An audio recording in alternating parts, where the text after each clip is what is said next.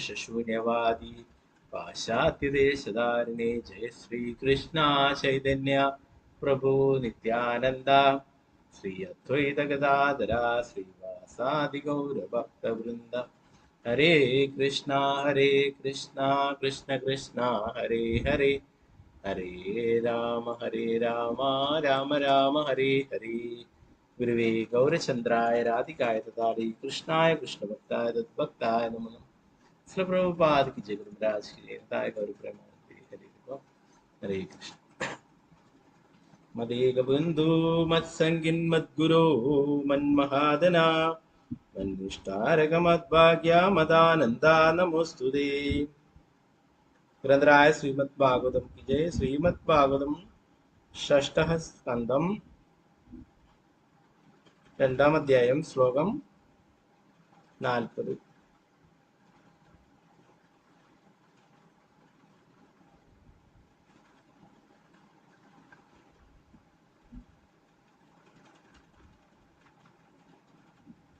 ഇന്നലെ നമ്മൾ അവസാനമായിട്ട് നോക്കിയിട്ടുണ്ടായിരുന്നു അല്ലെ.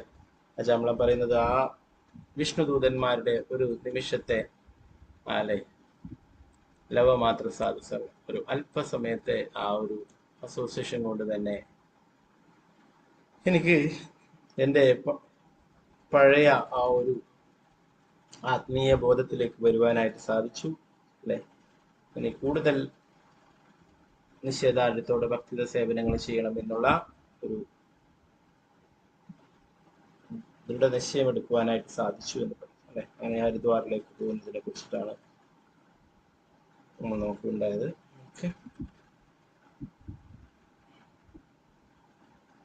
ഡീറ്റെയിൽ ആയിട്ട് പിന്നീട് നോക്കാം. അവസാനത്തെ 2-3 ശ്ലോകങ്ങൾ നോക്കുന്നുണ്ട്. 40ാമത്തെ ശ്ലോകം നമുക്ക് നോക്കാം. മാതാജി സ്ക്രീന് കാണാം അല്ലെ. ഹരേ കൃഷ്ണ. ഹരേ കൃഷ്ണ. ഹരേ കൃഷ്ണ. ഓം നമോ ഭഗവതേ വാസുദേവായ.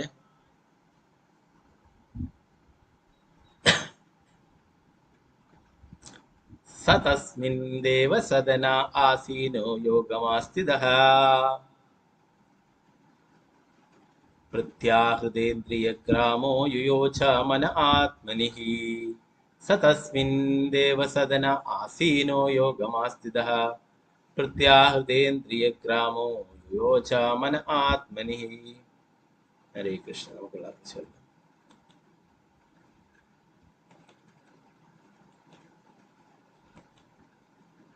ഓം നമോ ഭഗവതേ വാസുദേവായ. ഓം നമോ ഭഗവതേ വാസുദേവായ. തസ്മിൻ ദേവ സദന ആസീനോ യോഗമാസ്ഥിതഃ പ്രത്യാഹൃതേന്ദ്രിയഗ്രാമോ യുയോച മന ആത്മനിഃ. തസ്മിൻ ദേവ സദന ആസീനോ യോഗമാസ്ഥിതഃ പ്രത്യാഹൃതേന്ദ്രിയഗ്രാമോ യുയോച മന ആത്മനിഃ.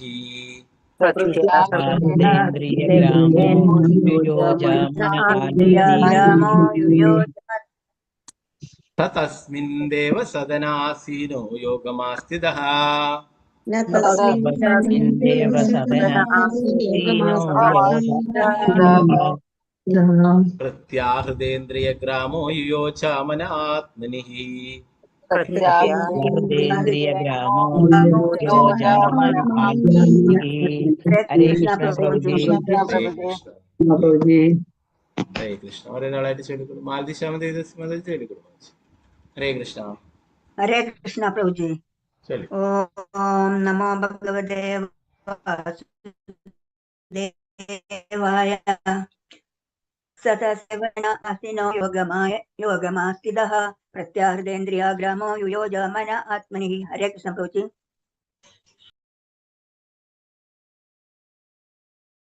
ഹരേ കൃഷ്ണ. രാമചന്ദ്ര പ്രഭു. ഹരേ കൃഷ്ണ പ്രഭു. ശരി. ഹരേ കൃഷ്ണ പ്രഭുജി. ഓം നമോ ഭഗവതേ വാസുദേവായ.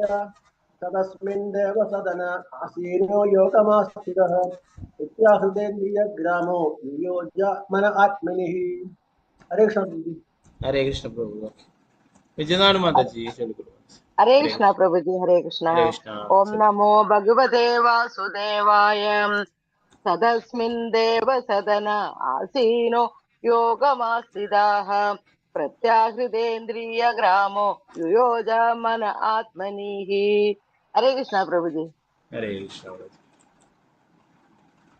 വത്സല ഷാജി മാതാജി ചൊല്ലിക്കോളൂ മാതാജി. ഹരേ കൃഷ്ണ മാതാജി.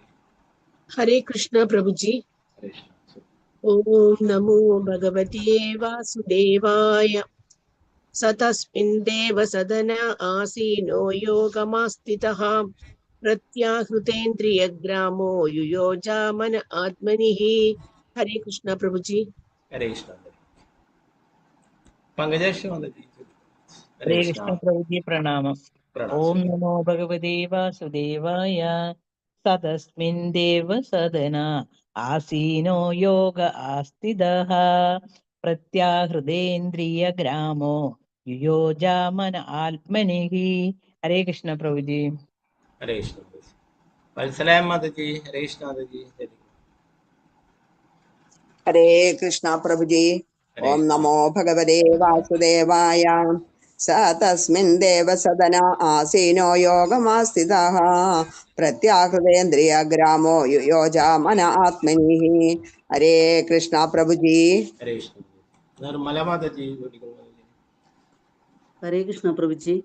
ഹരേ കൃഷ്ണ. ഓം നമോ ഭഗവതേ വാസുദേവായ. സതസ്മിൻ ദേവസദന ആസീനോ യോഗമാസ്ഥിതഃ പ്രത്യാഹൃതേന്ദ്രിയ ഗ്രാമോ യുയോജാമന ആത്മനിഃ. ഹരേ കൃഷ്ണ പ്രഭുജി. ഹരേ കൃഷ്ണ. രമണി മാതാജി. ഹരേ കൃഷ്ണ. ഹരേ കൃഷ്ണ പ്രഭുജി. ചൊല്ലു. ഓം നമോ ഭഗവതേ വാസുദേവായ. യതസ്മിൻ ദേവസദന ആസീനോ യോഗമാസ്ഥിതഃ പ്രത്യാഹൃതേന്ദ്രിയ ഗ്രാമോ യുയോജാമന ആത്മനിഃ. ഹരേ കൃഷ്ണ പ്രഭുജി. ഹരേ കൃഷ്ണ. സീതാരാമനുണ്ണി മാതാജി. ഹരേ കൃഷ്ണ പ്രഭുജി. ഹരേ കൃഷ്ണ. ഓം നമോ ഭഗവതേ വാസുദേവായ. സതസ്മിൻ ദേവസദന ആസീനോ യോഗമാസ്ഥിതഃ പ്രത്യാഹൃതേന്ദ്രിയ ഗ്രാമോ യുയോജാമന ആത്മനിഃ. ഹരേ കൃഷ്ണ പ്രഭുജി. ഹരേ കൃഷ്ണ. ഭാരതി മാതാജി. ഹരേ കൃഷ്ണ പ്രഭുജി. ഓം നമോ ഭഗവതേ വാസുദേവായ.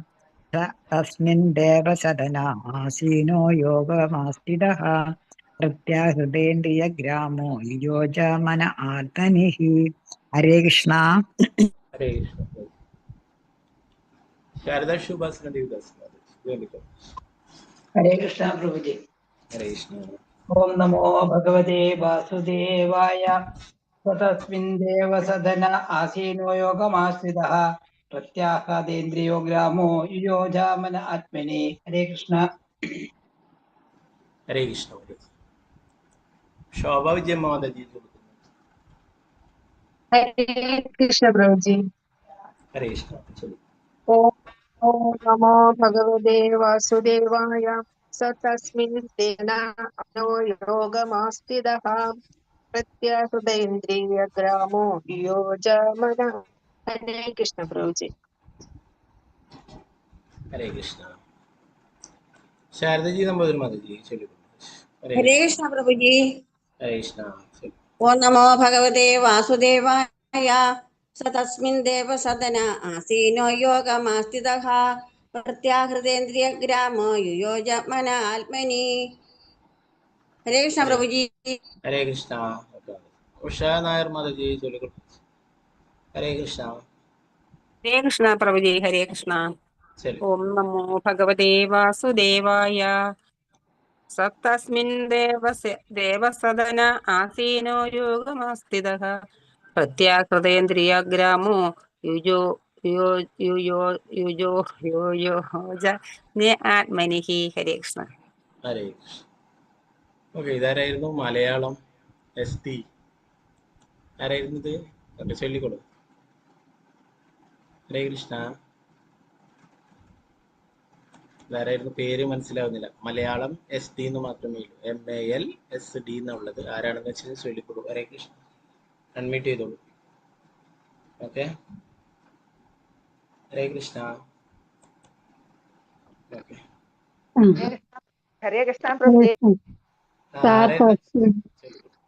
തസ്മിൻ ദേവസദന ആസീനോ योगमास्थितः प्रत्याहृतेन्द्रियग्रामो योजामन आत्मനിः.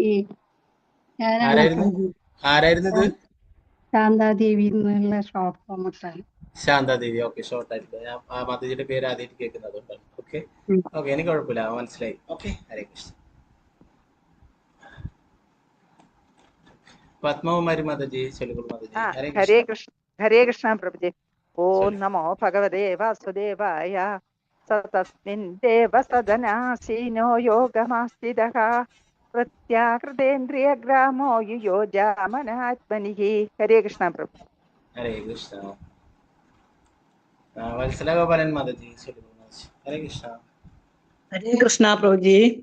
ചെലുകുൾ. ഹരേ കൃഷ്ണ. ഓം നമോ ഭഗവതേ വാസുദേവായ.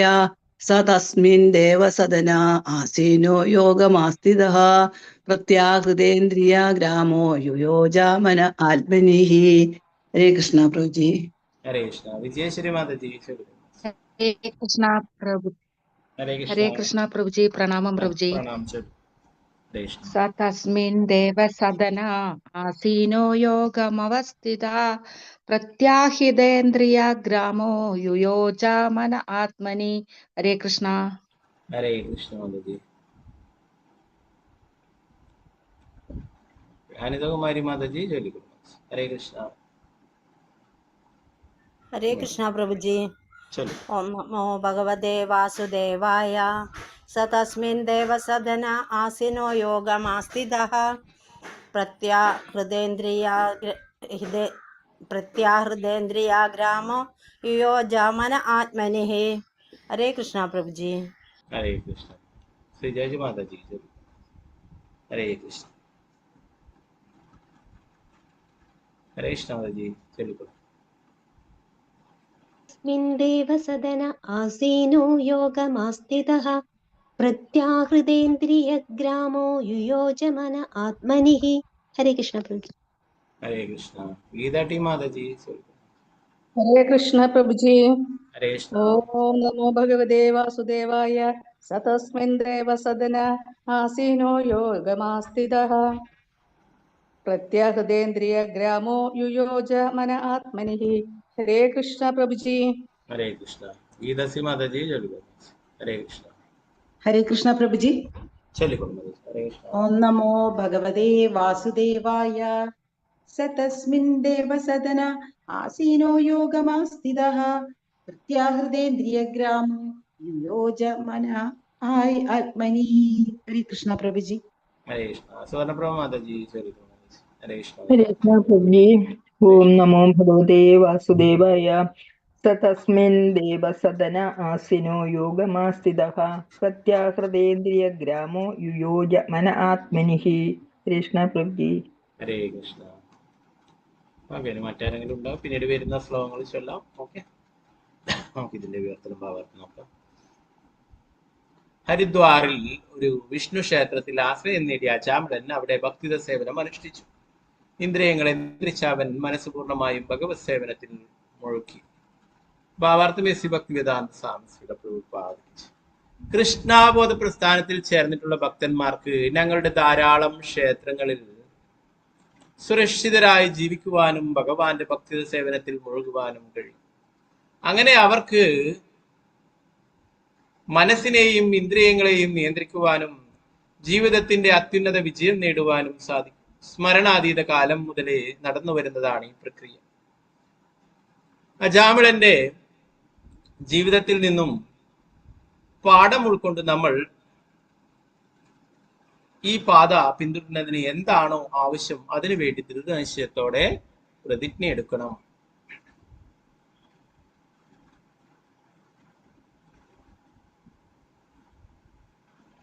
പ്രഭുപാദ് കീ ജയ്. നാരായണ നമസ്കൃത്യ നരം ചൈവ നരോത്തമം ദേവീം സരസ്വതീം വ്യാസം തതോ ജയമുദരേ നഷ്ടപ്രായേഷു ഭദ്രേഷു നിത്യം ഭാഗവത സേവയാ ഭഗവതി ഉത്തമ ശ്ലോകേ ഭക്തിർഭവതി നൈഷ്ഠികേ.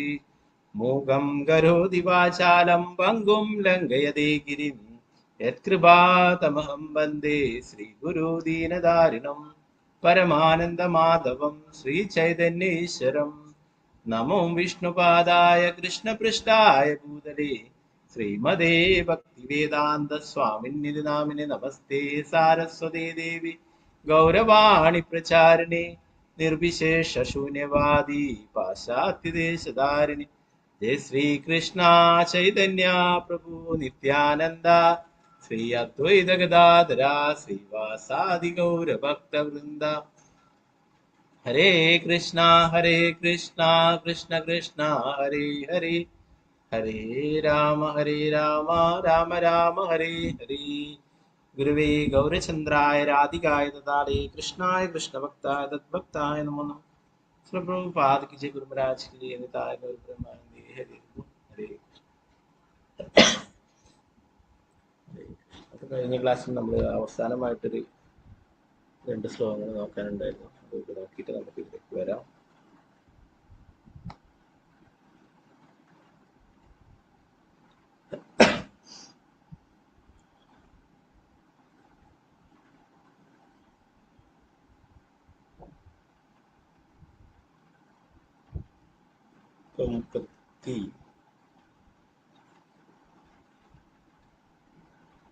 ഏഴാമത്തെ ശ്ലോകത്തിൽ പ്രഭുപാദർ കൃഷ്ണാബോധം പ്രചരിപ്പിക്കുന്നതിനെ കുറിച്ചിട്ട് പറയുന്നു. വളരെ പ്രധാനപ്പെട്ട കാര്യമാണ് അതിനുള്ളത്.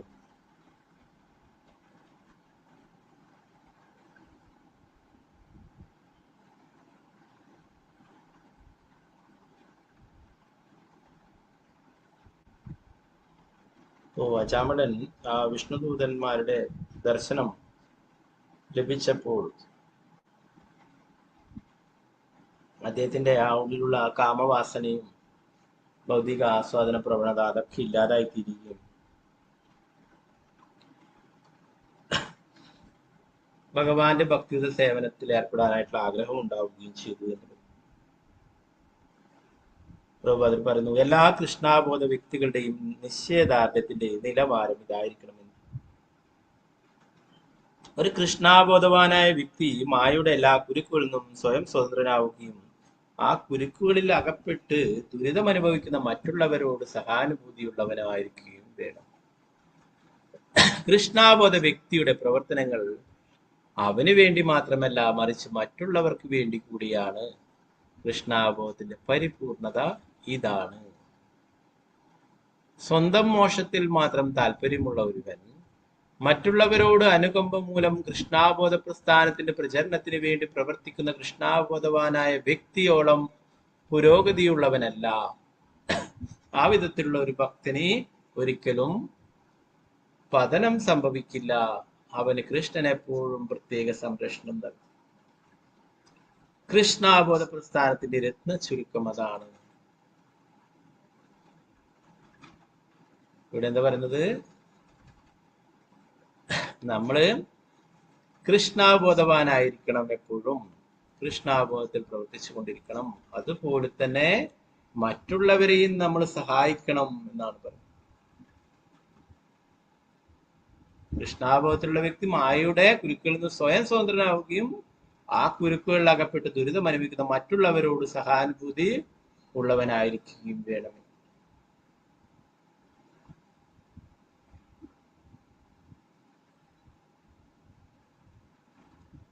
കൃഷ്ണാബോധം നമ്മൾ അനുഷ്ഠിക്കുന്നത് നമുക്ക് മാത്രം വേണ്ടിയിട്ടല്ല, അല്ലെ?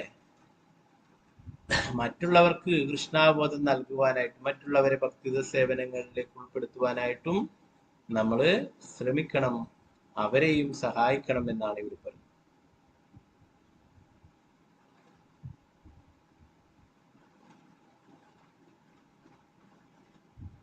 നമ്മൾ ഇന്നലെ പറഞ്ഞല്ലേ, എല്ലാവരും ഭഗവാന്റെ അംശം. അവിടെ പ്രായമായവര്, കുട്ടികള്, അങ്ങനെയുള്ള ഒരു എന്താ പറയാ തരംതിരിവുകളൊന്നും ആവശ്യമില്ല. എല്ലാവരും ആത്മാവ്, അല്ലെ? ആത്മാവിന് പ്രായമില്ല. എല്ലാവരും ആത്മാവാണ്, എല്ലാവരും ഭഗവാന്റെ അംശമാണ്, അല്ലെ? പൊതുവെ കുട്ടികള്, കുട്ടികളല്ലേ, അവരോട് പറഞ്ഞു കൊടുത്തിട്ട് എന്താ കാര്യം, അവര് കേട്ടിട്ട് എന്താ കാര്യം എന്നാ പറഞ്ഞിട്ട് ചില ആൾക്കാർ കുട്ടികളൊക്കെ നെഗ്ലക്ട് ചെയ്ത് ഇളക്കും, അല്ലെ? അവരൊക്കെ അങ്ങനെ എന്താ പറയാ അങ്ങനെ ഒരു എന്താ പറയാ, കൃഷ്ണാബോധം അനുഷ്ഠിക്കാൻ അവർക്ക് ഇതൊന്നും സാധിക്കില്ല എന്നൊക്കെയുള്ള ഒരു ധാരണയിൽ പലപ്പോഴും പല ആൾക്കാരും സംസാരിക്കുന്നതും പെരുമാറുന്നതൊക്കെ കാണാറുണ്ട്. അവർക്കറിയില്ല ഈ കുട്ടികൾ എത്രയോ ജന്മം ഭക്തിയുടെ സേവനങ്ങൾ അനുഷ്ഠിച്ചതിന്റെ ഫലമായിട്ടാണ് അവര് ചിലപ്പോൾ ഒരു വൈഷ്ണവ കുടുംബത്തിൽ ജനിക്കുന്നത്, അല്ലെ ഒരു ബ്രാഹ്മണ കുടുംബത്തിൽ ജനിക്കുന്നത്. അപ്പൊ അങ്ങനെ ചിലപ്പോഴൊക്കെ അങ്ങനെ കാണാറുണ്ട്. അപ്പോ ഈ എല്ലാവരും ഭഗവാന്റെ അംശമാണ്. അതില് പ്രായമുള്ളവര്, അല്ലെ ചിലപ്പോൾ ചില ആൾക്കാരൊക്കെ കാണാം പ്രായമുള്ളവരൊക്കെ പുച്ഛിച്ച് സംസാരിക്കുന്നവർ കാണാം. ചിലപ്പോൾ പ്രായമുള്ളവർ അവരെന്തിനും കൊള്ളില്ല, എന്തൊരു കാര്യം എന്നൊക്കെ പറഞ്ഞിട്ട് പലരും പറയും. അവർക്കും നാളെ പ്രായമാവും എന്നുള്ള കാര്യം അവര് ചിന്തിക്കുന്നില്ല.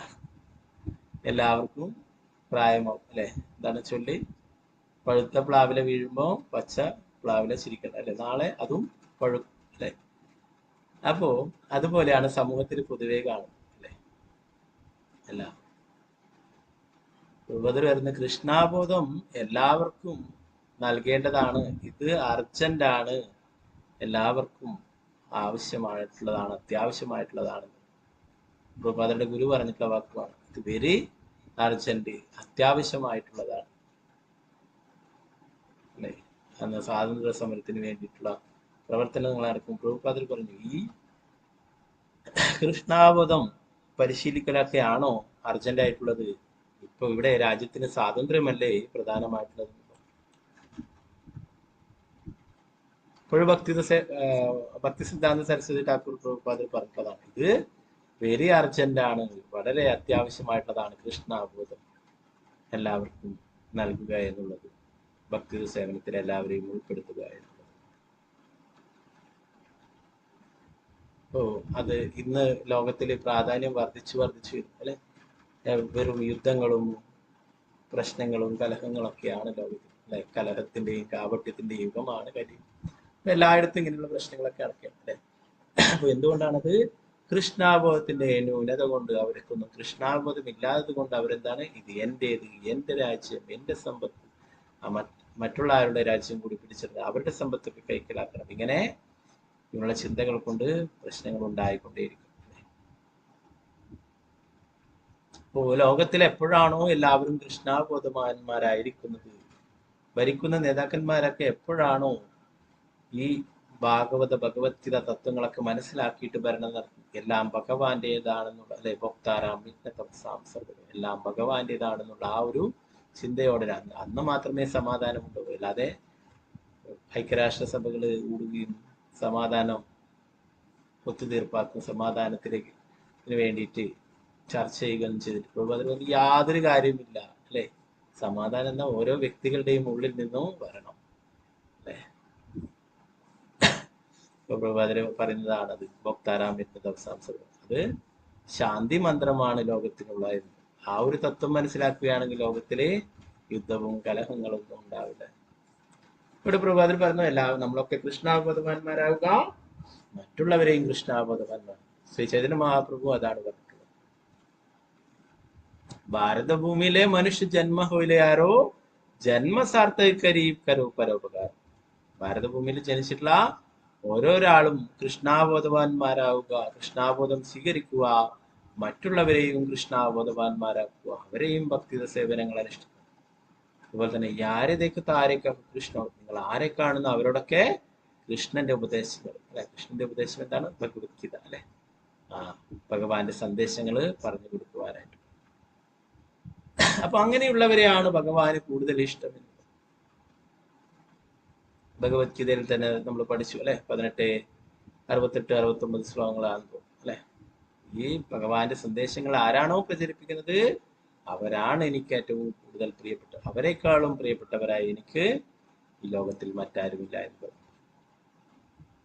അപ്പോ യഥാർത്ഥത്തിൽ ധാരാളം ആൾക്കാരെ കാണാം ഭജനാനന്ദികളായിട്ട് വൃന്ദാവനത്തിലും മറ്റുള്ള സ്ഥലങ്ങളിലൊക്കെ കാണാം. അവര് സ്വന്തം സാധനം മാത്രം നോക്കിയിട്ട് സ്വന്തം കാര്യങ്ങൾ മാത്രം ചിന്തിച്ചുകൊണ്ട്. എന്നാൽ ഗോഷ്ഠ്യാനന്ദികള് എന്താണ്? ഭക്തിത സേവനങ്ങള് മറ്റുള്ളവർക്കും പറഞ്ഞു കൊടുക്കും, അവരെയും ഭക്തിത സേവനങ്ങള് ചെയ്യാനായിട്ട് സഹായിക്കുകയും ചെയ്യും. രണ്ടാമത് പറഞ്ഞത് ഗോഷ്ഠാനന്ദികളെയാണ് ഭജനാനന്ദികളെക്കാളും ഭഗവാന് പ്രിയപ്പെട്ടത്, അവർക്കിഷ്ടമെന്ന്. ഭക്തപ്രഹ്ലാദൻ, ഗോഷ്ഠാനന്ദ് അസുരകുലത്തിലാണ് ജനിച്ചതെങ്കിലും കൂടെയുള്ളതൊക്കെ അസുരന്മാരുടെ മക്കളാണെങ്കിലും അവർക്കും കൃഷ്ണാബോധം പകർന്നു നൽകി. അവരെ കൊണ്ടും ഭഗവാന്റെ തിരുനാമം ജപിക്കും, അവരെ കൊണ്ടും ഭഗവാന്റെ പൂജകൾ ചെയ്യാനായിട്ട് പറഞ്ഞു കൊടുക്കി. ധാരാളം ആൾക്കാർ അങ്ങനെ ഭജനാനന്ദികളായിട്ട് അവരുടെ മാലകള് എന്താ പറയാ 64ഉം 128ഉം 192ഉം അങ്ങനെയൊക്കെ വലിയ വലിയ സംഖ്യകൾ മാലകളൊക്കെ ജപിക്കും. എന്നാൽ വേറെയും പ്രചരണമൊന്നും നടത്തില്ല. എന്നാൽ പ്രഭുപാദര് പറഞ്ഞിട്ടുള്ളത് നമ്മുടെ സാധനയും ചെയ്യണം, അതിന്റെ കൂടെ തന്നെ പ്രചരണവും ചെയ്യണം. ഏത് തരത്തിലുള്ള പ്രചരണമാണ്? പുസ്തകങ്ങൾ വിതരണം ചെയ്യുന്നതും ഇതൊക്കെ കൃഷ്ണാബോധം പ്രചരിപ്പിക്കൽ തന്നെ. ആ പ്രഭുപാദരുടെ ഗ്രന്ഥങ്ങൾ വിതരണം ചെയ്യുക, ഭഗവാനെ കുറിച്ചുള്ള സന്ദേശങ്ങൾ വിതരണം ചെയ്യുക. ഇങ്ങനെയുള്ള കാര്യങ്ങളിലൊക്കെ ഏർപ്പെടുകയും വേണം, സാധനം ചെയ്യണം. അതുകൊണ്ടാണ് പ്രഭുപാദര് നമുക്ക് 16 മാലയാക്കി തന്നത്. യഥാർത്ഥത്തില് ഗൗഡീയ വൈഷ്ണവ സമ്പ്രദായ പ്രകാരം ഗൗഡീയ മഠങ്ങളിലൊക്കെ 64 മാലയാണ് ഒരു വ്യക്തി, ദീക്ഷ എടുത്തിട്ടുള്ള ഒരു വ്യക്തി മിനിമം 64 മാല ജപിക്കണം. 108 × 64, 16 അല്ല. അത് പ്രഭുപാദര് നമുക്ക് വേണ്ടിയിട്ട് കുറച്ച് തന്നിട്ടുള്ളത്. യഥാർത്ഥത്തില് ഒരാള് ദീക്ഷ എടുത്തിട്ടുണ്ടെങ്കിൽ അവരെത്ര ജപിക്കണം? 64 മാല ജപിക്കണം ഒരു ദിവസം. എന്നാൽ പ്രഭുപാദര് അത് കുറച്ച് കൊണ്ടു. നമ്മുടേത് പ്രീച്ചിങ് പ്രസ്ഥാനമാണ്, കൃഷ്ണാബോധം പ്രചരിപ്പിക്കലാണ് നമ്മുടെ മെയിൻ ലക്ഷ്യം. ഇപ്പൊ ഭജനാനന്ദിയായിട്ട് ഒരു സ്ഥലത്ത് ഇരുന്ന് കഴിഞ്ഞാല് നമുക്ക് പ്രചരിപ്പിക്കുവാനായിട്ട് സാധിക്കില്ല. അതുകൊണ്ട് മിനിമം 16, കൂടുതൽ എത്രയും ആവാം, മിനിമം 16 എന്നുള്ള ആ ഒരു സംഖ്യ പ്രഭുപാദരാണ്. ഗൗഡീയ മഠങ്ങളിലൊക്കെ 64 മാല ജപിക്കും. ഇതിനെത്രയാണ്? ഒരു ആവറേജിൽ പോകുന്നതാണെങ്കിൽ 16 മാലക്ക് ശരിയായ കണക്ക് പ്രകാരം ഒരു 1.25-2 മണിക്കൂറാണെന്ന് പറയും. വളരെ സ്പീഡിൽ ജപിച്ചിട്ട് 1.5 മണിക്കൂർ കൊണ്ട് തീർക്കുന്നത് അത് കറക്റ്റ് ആയിട്ടുള്ളതാണ്. അതുപോലെ സ്ലോലി ജപിച്ചിട്ട് 2.5-3 മണിക്കൂറൊക്കെ എടുക്കുന്നതും കറക്റ്റ് അല്ല. ഒരു മിനിമം സ്പീഡിൽ ജപിച്ചു കഴിഞ്ഞാൽ ഒരു 1.25-2 മണിക്കൂർ 16 മാല തീർക്കണം അല്ലെ. ഒരു 2 മണിക്കൂർ കൂട്ടിയാൽ 64 മാല ജപിക്കണമെങ്കിൽ 8 മണിക്കൂർ വേണം. ഒരു ദിവസത്തിൽ 8 മണിക്കൂർ ജപിച്ചു കഴിഞ്ഞാൽ പിന്നെ അവർക്ക് കൃഷ്ണാബോധം പ്രചരിപ്പിക്കുവാനൊന്നും സമയം ഉണ്ടാവില്ല അല്ലെ. 8 മണിക്കൂറൊക്കെ ആൾക്കാർ ജോലിക്ക് പോകുന്നതാണ്. രാവിലെ 9 മണിക്കാണ് 9 മണിക്കൊക്കെ കയറി കഴിഞ്ഞാൽ വൈകിട്ട് 5 മണിയൊക്കെ ആകുമ്പോൾ അല്ലെ, ഇതിനിടയ്ക്ക് ഒരു മണിക്കൂർ ലഞ്ച് ബ്രേക്ക് ഒക്കെ ആക്കിയിട്ട് 8 മണിക്കൂറൊക്കെ ജോലി ചെയ്തിട്ടൊക്കെ ആൾക്കാർ പോകുന്നതാണ്. അതുപോലെ 8 മണിക്കൂർ നാമം ജപിക്കുവാനായിട്ട് തന്നെ വേണം അല്ലെ. പിന്നീട് കൃഷ്ണാബോധം പ്രചരിപ്പിക്കുവാനോ ബാക്കിയുള്ള ഭക്തി സേവനങ്ങൾ ചെയ്യാനോ ഒന്നും തന്നെ സമയമുണ്ടാവില്ല അല്ലെ. അതുകൊണ്ട് പ്രഭുപാദര് പറഞ്ഞു 16 മാല ജപിച്ചാൽ മതി. പ്രത്യേകിച്ചും വിദേശത്തുള്ള ഭക്തന്മാരായിരുന്ന കൂടുതലും പ്രഭുപാദരുടെ കൂടെ ആ കാലത്ത് അപ്പോൾ മിനിമം 16 ജപിക്കുകയും ബാക്കിയുള്ള ഭക്തി സേവനങ്ങൾ അനുഷ്ഠിക്കുവാനായിട്ട് ധാരാളം സേവനങ്ങളുണ്ട്. അമ്പലങ്ങളിലാവുന്നവർക്ക് പൂജകളൊക്കെ ചെയ്യുന്നവരാണെങ്കിൽ അവർക്ക് രാവിലെ മുതലേ കുറേ സമയം എൻഗേജ് ആണ്. പിന്നീട് വൈകിട്ട് നേരങ്ങളിലും കുറേ സമയം അതിനായിട്ട് വേണം അല്ലെ. ഉച്ചയ്ക്ക് ആണെങ്കിലും പഴയ കാലങ്ങളിലൊന്നും ധാരാളം പൂജാരിമാർ കുറച്ചു പേര് മാത്രമേ ഉണ്ടായിരുന്നു. അവർ തന്നെയാണ് പകലും എന്താ പറയുക രാവിലെയും ഉച്ചയ്ക്കും വൈകുന്നേരങ്ങളും ഒക്കെ ചെയ്യും അല്ലെ. അതുപോലെ പുസ്തകങ്ങൾ പ്രചരണം ചെയ്യാനായിട്ടും ഒക്കെ അങ്ങനെ. അപ്പൊ അതുകൊണ്ട് തന്നെ അവർക്ക് അതിന്റെ കുറച്ച് എണ്ണം കുറച്ച്, എന്നാൽ എത്രയും കൂടുതൽ എത്രയും ജപിക്കാം, മിനിമം 16 എന്നുള്ളത്. അപ്പോ അതുകൊണ്ട് നമ്മുടെ പ്രസ്ഥാനം പ്രീച്ചിങ് പ്രസ്ഥാനമാണ്. കൃഷ്ണാബോധം പ്രചരിപ്പിക്കുക എന്നുള്ളതാണ് കൂടുതൽ പ്രാധാന്യം നൽകുന്നത്. അല്ലാതെ ഒരു സ്ഥലത്ത് മാത്രം എന്താ പറയാ ഇരുന്നിട്ട് മുഴുവൻ സമയവും ഭജിക്കുക എന്നുള്ളത് അതെന്താണ്, സ്വന്തം സംതൃപ്തിക്ക് മാത്രമായിട്ടാണ്. മറ്റുള്ളത് ഗുരുവിനെ സംതൃപ്തനാക്കുക, പ്രഭുപാദരെ സംതൃപ്തനാക്കുക.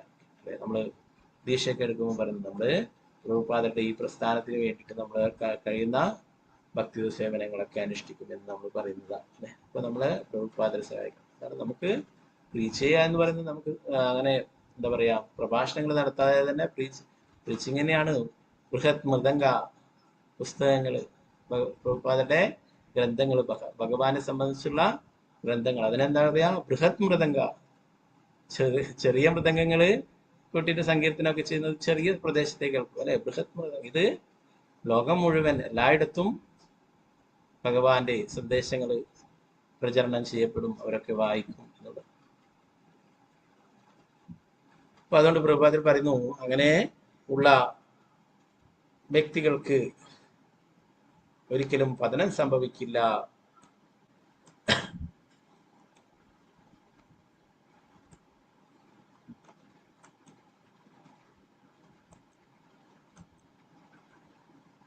ഓ പ്രഭുപാദരുടെ അടുത്ത് ഒരിക്കലും ഒരു വ്യക്തി ചോദിക്കുകയുണ്ടായി, ഒരാള് സങ്കീർത്തനമൊക്കെ നടത്തിക്കൊണ്ടിരിക്കുമ്പോ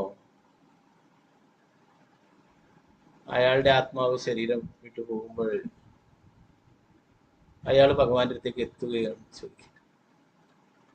പ്രഭുപാദർ പറഞ്ഞു, എത്തേണ്ടതാണ്, എന്നാൽ ആ സമയത്ത് അവന്റെ മനസ്സിൽ എന്തായിരിക്കും ചിന്ത, അവൻ എന്തിനെ കുറിച്ചാണ് ചിന്തിക്കുന്നത്, അതായിത്തീരും. അല്ലെ, യം യം വാ വിസ്മരൻ ഭാവം ഭഗവത്ഗീത പറയുന്നത് അല്ലെ. അപ്പൊ അവൻ എന്താണോ അവന്റെ മനസ്സിലുള്ള ചിന്ത, ഭഗവാനെ കുറിച്ച് തന്നെ ചിന്തിച്ചുകൊണ്ടാണ്, ഭഗവാനെ ഓർത്തു സ്മരിച്ചുകൊണ്ടാണ് സങ്കീർത്തനം ചെയ്യുന്നുണ്ടെങ്കിൽ തീർച്ചയായിട്ടും എത്തും. എന്നാൽ ഞാനൊരു ഉറപ്പ് തരുന്നു, എന്റെ ഗ്രന്ഥങ്ങൾ ആരാണോ വിതരണം ചെയ്യുന്നത് അവരെ തിരിച്ച് ഞാൻ ഭഗവാന്റെ അടുത്തേക്ക് കൊണ്ടുപോകും, ഞാൻ ഉറപ്പ് തരുന്നു. എന്താ പറയുന്നത്, പ്രഭുപാദന്റെ ഗ്രന്ഥങ്ങൾ ആരാണോ ജീവിതകാലം മുഴുവൻ വിതരണം ചെയ്യുന്നത്, ഒരു ബുക്സ് കൊടുത്തിട്ട് ഞാൻ പ്രഭുപാദരെ കൊടുത്തില്ല, ജീവിതകാലം മുഴുവൻ ഇതൊരു വ്രതമായിട്ട് തപശ്ശരിയായിട്ട് എടുത്തുകൊണ്ട് ജീവിതകാലം മുഴുവൻ പുസ്തക പ്രചരണത്തിനായിട്ട് അങ്ങനെയുള്ള സേവനങ്ങൾ ചെയ്യുന്നവരെ ഞാൻ തന്നെ വന്ന് തിരിച്ചു കൊണ്ടുപോകും, ഇതിന് യാതൊരു സംശയം വേണ്ട എന്ന് പ്രഭുപാദർ പറയുന്നു. കൃഷ്ണാബോധ പ്രസ്ഥാനത്തിന്റെ പ്രചരണത്തിന് വേണ്ടി പ്രവർത്തിക്കുന്ന കൃഷ്ണാബോധവാനായ വ്യക്തിയോളം പുരോഗതി ഉള്ളവനല്ല ആ വിധത്തിലുള്ള ഒരു ഭക്തന് ഒരിക്കലും പതനം സംഭവിക്കില്ല. മറ്റുള്ളവരെന്താണ്, ഭജനാനന്ദികള് കൃഷ്ണാബോധത്തിലുള്ളവരോ പോലെ അത്ര പുരോഗതിയുള്ള എന്താണ്, അവര് സ്വന്തം താല്പര്യം മാത്രം നോക്കുന്നു, സ്വന്തം മോശത്തിൽ മാത്രം താല്പര്യമുള്ളവരുവൻ മറ്റുള്ളവരോട് അനുകമ്പ മൂലം കൃഷ്ണാബോധ പ്രസ്ഥാനത്തിന് പ്രവർത്തിക്കുന്ന കൃഷ്ണാബോധമായ പുരോഗതിയുള്ളവനല്ല.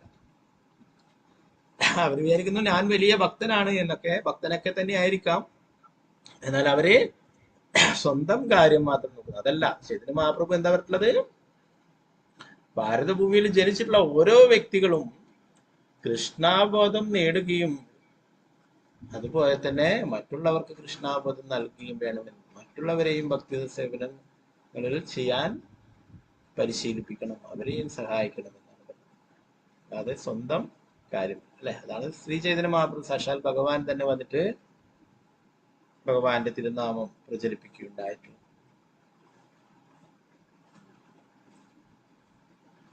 ആ വിധത്തിലുള്ള ഒരു ഭക്തന് ഒരിക്കലും പതനം സംഭവിക്കും. അവന് കൃഷ്ണൻ എപ്പോഴും പ്രത്യേക സംരക്ഷണം നൽകും. കൃഷ്ണാബോധ പ്രസ്ഥാനത്തിന്റെ രത്ന ചുരുക്കം അതാണ്. എല്ലാവരും മായാശക്തിയുടെ കൈകളിലെ അവൾ ചലിപ്പിക്കുന്നത് പോലെ മാത്രം ചലിക്കുന്ന കളിപ്പാട്ടങ്ങളാണ്. സ്വയം മോചിപ്പിക്കുവാനും മറ്റുള്ളവരെ മോചിപ്പിക്കുവാനും ഒരുവൻ കൃഷ്ണാബോധത്തിലേക്ക് വരണം.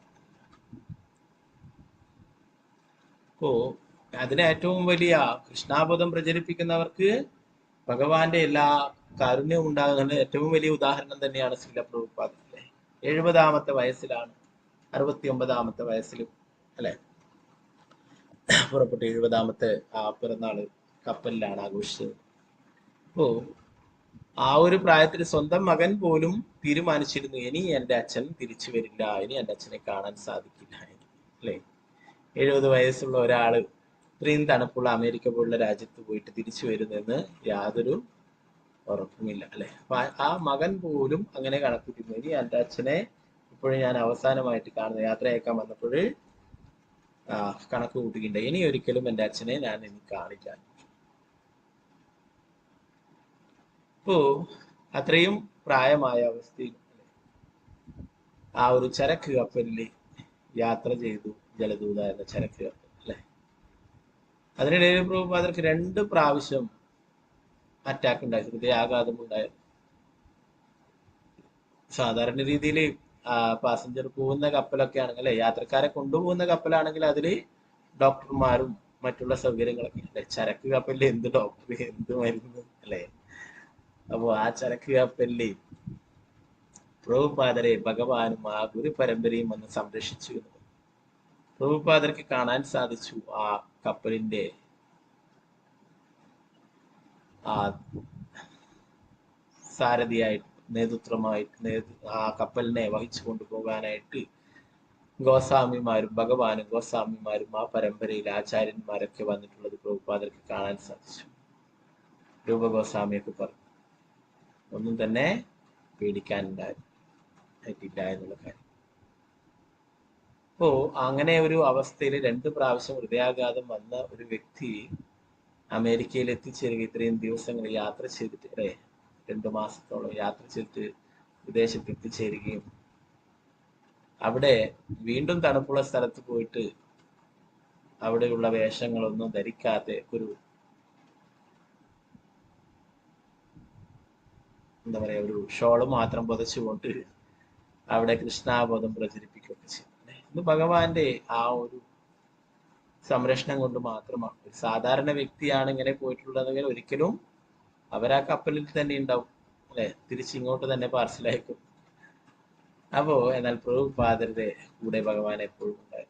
പ്രഭുപാദർ ഇവിടെ പറഞ്ഞ പോലെ തന്നെ പ്രഭുപാദർ അവിടെ പ്രാർത്ഥിക്കുകയുണ്ടായി. കപ്പലിൽ വെച്ച് തന്നെ പ്രാർത്ഥിക്കുകയുണ്ടായി. കപ്പല് തീരത്തോട് അടുക്കുമ്പോൾ കാണുന്നു അവിടെ വലിയ ബിൽഡിങ്ങുകളും ഡബിൾ ഡെക്കർ ബസ്സുകളും മറ്റുള്ള അങ്ങനെ ബിസി ആയിട്ടുള്ള നഗരം കാണുന്നു. പ്രഭുപാദർ ഭഗവാനോട് പ്രാർത്ഥിക്കുകയുണ്ടായി. അതുപോലെ ഞാൻ അങ്ങയുടെ കയ്യിലെ വെറും ഒരു പാവ മാത്രമാണ്, അങ്ങേക്ക് എന്ത് വേണമെങ്കിലും എന്നെ കൊണ്ട് ചെയ്യിക്കാം എന്ന് പറഞ്ഞ് ആ ഒരു ബംഗാളി കവിത എഴുതുകയുണ്ടായി. അങ്ങ് ആഗ്രഹിക്കുന്നു ഇവിടെയുള്ള ജനങ്ങളൊക്കെ കൃഷ്ണാബോധമാരാകണമെന്ന് അങ്ങ് ആഗ്രഹിക്കുന്നുണ്ടെങ്കിൽ അങ്ങ് തന്നെ അവരുടെ ഉള്ളിൽ മാറ്റങ്ങൾ ഉണ്ടാക്കണം. അവരെ കൊണ്ട് അങ്ങയുടെ സന്ദേശങ്ങൾ കേൾക്കാനായിട്ടും അത് ഉൾക്കൊള്ളാനായിട്ടുമുള്ള ബുദ്ധി അങ്ങ് തന്നെ നൽകണമെന്ന്. തീർച്ചയായിട്ടും പ്രഭുപാദരെ ഭഗവാൻ എല്ലാ തരത്തിലും സംരക്ഷിക്കേണ്ടല്ലേ. ആ പ്രഭുപാദര് കാരണമാണ് നമ്മൾ ഇപ്പോൾ ഇവിടെ എന്തെങ്കിലും ക്ലാസ്സുകളൊക്കെ ചർച്ച ചെയ്യുന്നത് തന്നെ അല്ലെ. അപ്പൊ അങ്ങനെ ലോകം മുഴുവൻ കൃഷ്ണാബോധം പ്രചരിപ്പിക്കുകയുണ്ടായി അല്ലെ. അപ്പൊ അങ്ങനെയുള്ള ഒരു വ്യക്തിയാണ് ഭഗവാൻ ഏറ്റവും പ്രിയപ്പെട്ടത്. അപ്പൊ പ്രഭുപാദരെക്കാളും പ്രിയപ്പെട്ടതായിട്ട് ഈ ലോകത്തില് ആരും തന്നെ ഭഗവാനില്ല അല്ലെ. വേറെ ആരും ഇങ്ങനെ ചെയ്തിട്ടില്ല, ഇനി ആരും ചെയ്യാനും പോകുന്നില്ല. പ്രഭുപാദർക്ക് മുന്നേ ആയിട്ട് ഇങ്ങനെ കൃഷ്ണാബോധം ലോകം മുഴുവൻ ഈ 11 വർഷത്തിനുള്ളില് ലോകം മുഴുവൻ സഞ്ചരിച്ചിട്ട് കൃഷ്ണാബോധം പ്രചരിപ്പിച്ചിട്ടുള്ള എല്ലാ ലോകങ്ങളിലും പോയിട്ട് കൃഷ്ണാബോധം പ്രചരിപ്പിച്ചിട്ടുള്ള എല്ലാ രാജ്യങ്ങളിലും പോയിട്ട് കൃഷ്ണാബോധം പ്രചരിപ്പിച്ചിട്ടുള്ള ഒരു വ്യക്തി പ്രഭുപാദർക്ക് മുന്നേ ഉണ്ടായിട്ടില്ല, ഇനി ഭാവിയിൽ ഉണ്ടാവാനും പോകുന്നില്ല. അത് ഭഗവാൻ പ്രത്യേകമായിട്ട് പ്രഭുപാദർക്ക് നൽകിയിട്ടുള്ളതാണ്. ആ ദൗത്യം പ്രഭുപാദരെ ഭംഗിയായിട്ട് നിർവഹിച്ചു. പ്രഭുപാദർ പറയുന്നത് അതുകൊണ്ട് നമ്മള് നമ്മുടെ കാര്യം മാത്രമല്ല മറ്റുള്ളവരെയും നമ്മൾ സഹായിക്കണം. ഭക്തന്മാരുടെ സഹവാസത്തിൽ ഭഗവാന്റെ ദിവ്യനാമം കീർത്തിച്ചത് കൊണ്ട് മാത്രം എന്റെ ഹൃദയം ഇപ്പോൾ നിർമ്മലമായിക്കൊണ്ടിരിക്കുന്നു. അതുകൊണ്ട് ഞാനിനി ഭൗതികമായ ഇന്ദ്രിയ സുഖത്തിന് വേണ്ടിയുള്ള മിഥ്യാപ്രലോഭനങ്ങളുടെ ഇരയായി വീണ്ടും വീഴാം. ഇപ്പോൾ ഞാൻ ആ ആത്യന്തിക സത്യത്തിൽ അടിയുറച്ച് ഇനിമേൽ ശരീരമാണ് ഞാൻ എന്ന മിഥ്യാധാരണ എനിക്കുണ്ടാവില്ല. ഞാനെന്നും എന്റേതെന്നും ഉള്ള മിഥ്യാസങ്കല്പം ഉപേക്ഷിച്ച് ഞാൻ എന്റെ മനസ്സ് ഭഗവാന്റെ പാദകമലങ്ങളിൽ ഉറപ്പിക്കും. ഇവിടെ അജാമനാണ് പറയുന്നത് അല്ലെ. ഞാൻ ഇന്നലെ വരെ ഞാനെന്നും എന്റേതെന്നും അല്ലെ ഉള്ള ധാരണയിലാണ് ജീവിച്ചിരുന്നത്. ഇനി മുതൽ ഞാൻ ഭഗവാന്റെ പാദങ്ങളിൽ മനസ്സുറപ്പിച്ചുകൊണ്ട് ഭക്തി സേവനങ്ങളിൽ ഏർപ്പെടും. ഒരു ജീവിതത്തെ എങ്ങനെയാണ് ഭൗതികാവസ്ഥയിൽ ഇരയായിത്തീരുന്നത് ഈ ശ്ലോകത്തിൽ വ്യക്തമായി വിശദീകരിച്ചു. ശരീരത്തെ ആത്മാവായി തെറ്റായി ധരിക്കുന്നിടത്ത് നിന്നാണ് അതിന്റെ ആരംഭം. അതുകൊണ്ട് ഒരുവൻ ശരീരമല്ല ശരീരത്തിനുള്ളിലാണ് എന്ന ആധ്യാത്മിക ഉപദേശത്തോട് ഭഗവത്ഗീത ആരംഭിക്കും. ഇപ്പൊ ലോകത്തിൽ കാണാം ധാരാളം ആൾക്കാരുടെ പല കാര്യങ്ങൾക്കുമായിട്ട് ആത്മഹത്യകൾ ചെയ്യും അല്ലെ. അവരെന്താണ് ഈ ശരീരമാണെന്നുള്ള ധാരണയിലാണ് അല്ലെ. ഈ ശരീരം നശിച്ചാൽ എല്ലാം ഇല്ലാതായി തീരുമെന്നുള്ളതാണ് ചെറിയ ചെറിയ കാര്യങ്ങളൊക്കെ. അപ്പൊ ഈ ലോകത്തില് ഭൂരിഭാഗം ജനങ്ങളും എന്താണ് ശരീരബോധത്തിലാണുള്ളത്. അവർ വിചാരിക്കുന്നു ഈ ശരീരമാണ് എല്ലാം എന്നുള്ളത്. അതിനുള്ളിൽ ആത്മാവിനെ കുറിച്ച് അവർക്ക് ജ്ഞാനമില്ല. ഒരുവൻ കൃഷ്ണന്റെ നാമം ഹരേ കൃഷ്ണ മഹാമന്ത്രം ജപിക്കുകയും സദാ ഭക്തന്മാരുമായി സമ്പർക്കം പുലർത്തുകയും ചെയ്താൽ മാത്രമേ ഈ അവബോധം സ്വായത്തമാക്കാൻ കഴിയും. ഇതാണ് വിജയത്തിന്റെ രഹസ്യം. എപ്പോഴാണോ നമ്മൾ ഈ ശരീരമല്ല ആത്മാവാണ്, ഭഗവാന്റെ അംശമാണ്, ഭഗവാന്റെ സേവകരാണ്, ജീവര സ്വരൂപമായി കൃഷ്ണരനിക്കുന്നത് മനസ്സിലാക്കുന്നത്, അപ്പോഴേ അതാണ് ജീവിതത്തിന്റെ വിജയം എന്നത്. അതുകൊണ്ട് ഒരുവൻ ഭഗവാന്റെ ദിവ്യനാമം കീർത്തിക്കണമെന്നും ഭൗതിക ലോകത്തിന്റെ മാലിന്യങ്ങളിൽ നിന്നും പ്രത്യേകിച്ചും അവിഹിത ലൈംഗിക ജീവിതം, മാംസഭക്ഷണം, ലഹരി പദാർത്ഥങ്ങളുടെ ഉപയോഗം, ചൂതാട്ടം എന്നീ കാമാർത്ഥങ്ങളായ കളങ്കങ്ങളിൽ നിന്നും മോചിതനമാകണമെന്നും ഞങ്ങൾ ഊന്നിപ്പറഞ്ഞു. അവരുവൻ നിശ്ചയദാർഢ്യത്തോടെ ഈ തത്വങ്ങൾ പിന്തുടരുമെന്ന് പ്രതിജ്ഞയെടുക്കുകയും അപ്രകാരം ഭൗതികാസ്തിന്റെ ദുരിതാവസ്ഥയിൽ നിന്നും സ്വയം രക്ഷിക്കുകയും ചെയ്യണം. ജീവിതത്തിന്റെ ശാരീരിക സങ്കല്പത്തിൽ നിന്നും സ്വതന്ത്രനാവുക എന്നതാണ് പ്രഥമമായിട്ടുള്ള ആവശ്യം. 4 യമനിയമങ്ങളും പാലിക്കേണ്ടത് വളരെ പ്രധാനപ്പെട്ടതാണെന്ന് പ്രഭുപാദരുടെ പറയുന്നു. ഭഗവാന്റെ തിരുനാമ ജപിക്കുകയും 4 യമനിയമങ്ങളും പാലിച്ചുകൊണ്ട് ജീവിക്കുകയൊക്കെ ചെയ്യുകയാണെങ്കിൽ തീർച്ചയായിട്ടും ജീവിത വിജയം ഉണ്ടാവും. 39ാമത്തെ ശ്ലോകത്തിൽ പറയുന്നത്, ഭക്തന്മാരോടുള്ള ഒരു നിമിഷത്തെ സംഘം കൊണ്ട് അജാമിളൻ ജീവിതത്തിന്റെ ഭൗതിക സങ്കല്പത്തോട് നിശ്ചയദാർഢ്യത്തോടെ സ്വയം ബന്ധവിച്ഛേദം വരുത്തി അപ്രകാരം എല്ലാ ഭൗതികാകർഷണങ്ങളിൽ നിന്നും സ്വതന്ത്രനായ അവൻ വളരെ വേഗം ഹരിദ്വാറിലെത്തിയാൽ. നേരത്തെ 32ാമത്തെ ശ്ലോകത്തിൽ നമ്മൾ നേരത്തെ ഇന്നലെ തുടങ്ങിയിട്ടുള്ളതാണ് അല്ലെ. അതിലും എന്താണ് പറയുന്നത്? സാധുസംഘ അല്ലെ, ആ ശുദ്ധ ഭക്തന്മാരുടെ അസോസിയേഷൻ കൊണ്ട് അജാമിളിനെ വീണ്ടും ഭക്തിത സേവനങ്ങൾ അനുഷ്ഠിക്കുവാനുള്ള ഒരു മനസ്സുണ്ടായതിനെ കുറിച്ചിട്ടാണ് പറയുന്നത്.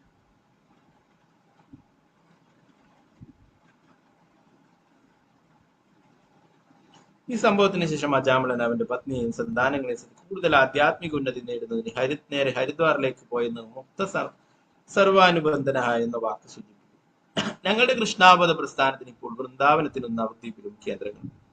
വിശ്രമ ജീവിതം നയിക്കാൻ ആഗ്രഹിക്കുന്നവർക്ക് അവർ ഭക്തന്മാരായാലും അല്ലെങ്കിലും ജീവിതത്തിന്റെ ശരീര സങ്കല്പം ഉപേക്ഷിക്കണമെന്ന നിശ്ചയദാർഢ്യത്തോടെ അവിടങ്ങളിലേക്ക് പോകാവുന്നതാണ്.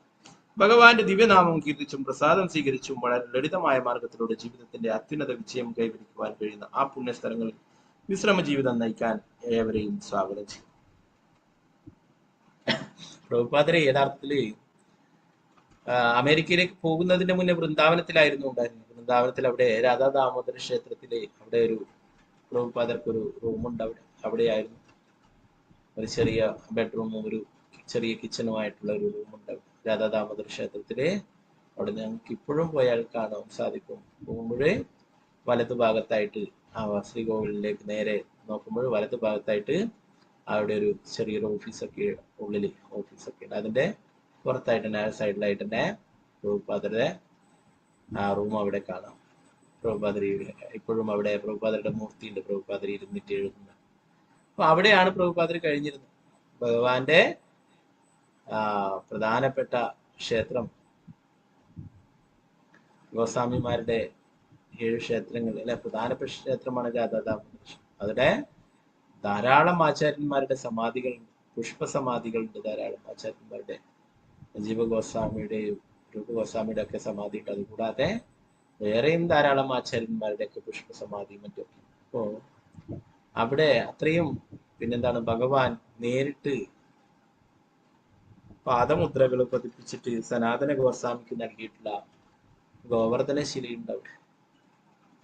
ധാരാളം മൂർത്തികളുണ്ട്. രാധാ ദാമോദര കൂടാതെ തന്നെ വേറെയും മൂർത്തികളുണ്ട് അവിടെ.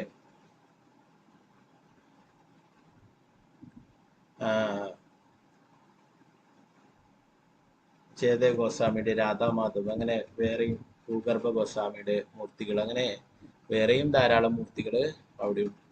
അപ്പൊ പ്രഭുപാദർ അത്രയും നല്ല രീതിയിൽ ഭക്തി ചെയ്യാനായിട്ട് എല്ലാ കാര്യങ്ങളും ഉള്ള സ്ഥലത്ത് നിന്നാണ് അതൊക്കെ ഉപേക്ഷിച്ചിട്ട് പ്രഭുപാദരെ അമേരിക്കയിലേക്ക് പോയിട്ട് അല്ലെ ലോകം മുഴുവൻ സഞ്ചരിക്കുകയും വൃന്ദാവനത്തെ കുറിച്ച് അവർക്കൊക്കെ പറഞ്ഞു കൊടുക്കുകയും അവരെയൊക്കെ വൃന്ദാവനത്തിലേക്ക് ആകർഷിക്കുകയും ചെയ്യും. അതാണ് ഒരു ശുദ്ധ ഭക്തി.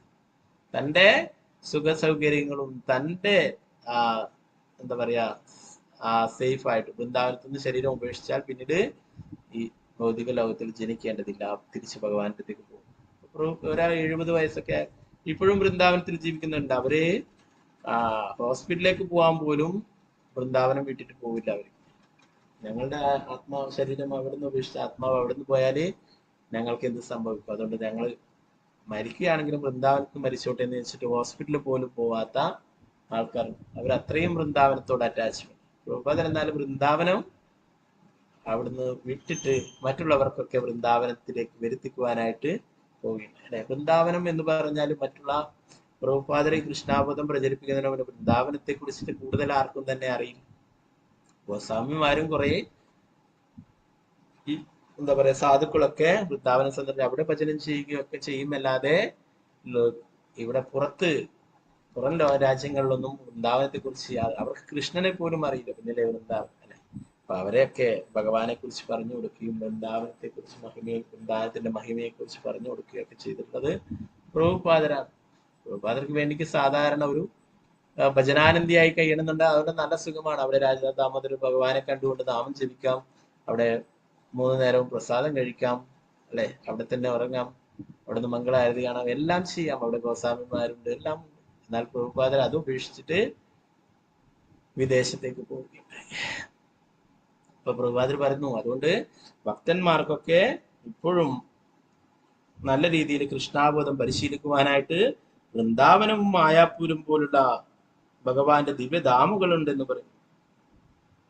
അവർക്കവിടെ വിശ്രമ ജീവിതം നയിക്കാം. നിങ്ങള് എന്താ പറയാ, ഭക്തന്മാരായാലും അല്ലെങ്കിലും ജീവിതത്തിന്റെ ശരീര സങ്കല്പം ഉപേക്ഷിക്കണമെന്ന നിശ്ചയദാർഢ്യത്തോടെ അവിടങ്ങളിലേക്ക് പോകാവുന്നതാണ്. അതാണ് ഭക്തന്മാരല്ലെങ്കിലും ഇനി നിങ്ങൾക്ക് ഭക്തന്മാരാകണം എന്ന ആഗ്രഹമുണ്ടെങ്കിലും കൂടുതൽ ഭക്തിത സേവനങ്ങൾ ചെയ്യണമെന്ന് ആഗ്രഹം ഉണ്ടെങ്കിലും നിങ്ങൾക്ക് എവിടെ പോവാം? വൃന്ദാവനത്തിലും മായാപൂരിലും. വൃന്ദാവനത്തിൽ എന്നാല് നമ്മൾ ചെയ്യുന്ന അപരാധങ്ങൾക്ക് വൃന്ദാവനത്തിൽ വളരെ അനുകൂലമായിട്ടുള്ളതാണ് ഭക്തി ചെയ്യുക. നമ്മൾ ചെയ്യുന്ന ഭക്തിക്കൊക്കെ 1000 മടങ്ങ് ഫലം ലഭിക്കും. എന്നാൽ നമ്മൾ അപരാധങ്ങൾ ചെയ്യുകയാണെങ്കിൽ അതിനും 1000 മടങ്ങ് ഫലങ്ങളുണ്ട്.